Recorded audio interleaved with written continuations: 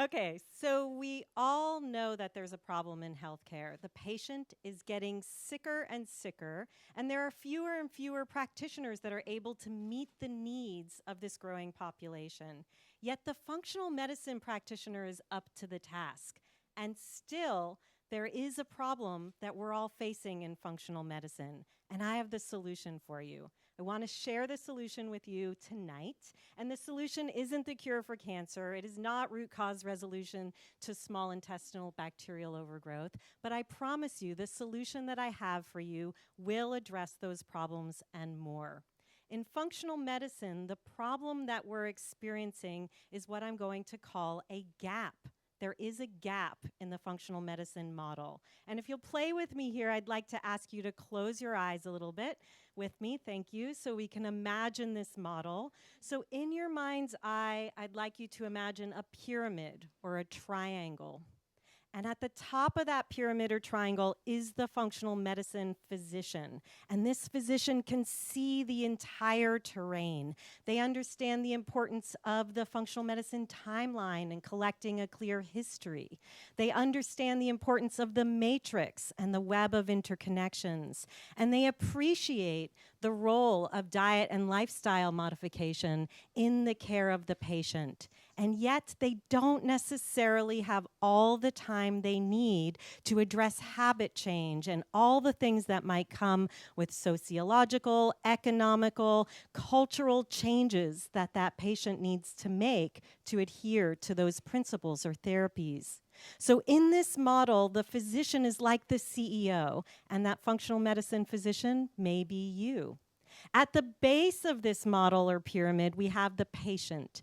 And the patient is understandably caught in the weeds of their signs and symptoms. They don't have the knowledge to understand why they're doing everything they're doing or being asked to do. And they're really just working to try to keep up what they can do to feel their best. So, okay, we can open our eyes now. The patient that we see at the base of this model is really the hero. They're the worker doing all the work day in and day out. And this triangle that we all envisioned, that is the therapeutic relationship that we talk about in functional medicine. And yet with the practitioner, the physician at the top, and the patient at the bottom, we have a gap. And it is in part that gap that is contributing to the patient getting sicker and sicker because they need a better understanding. They both need help in closing the gap. And it really is the job of a specially trained practitioner to fill that gap. And this is the solution I have for you. This is where I train what I call the allied functional medicine practitioner in the art and science of the functional medicine practice.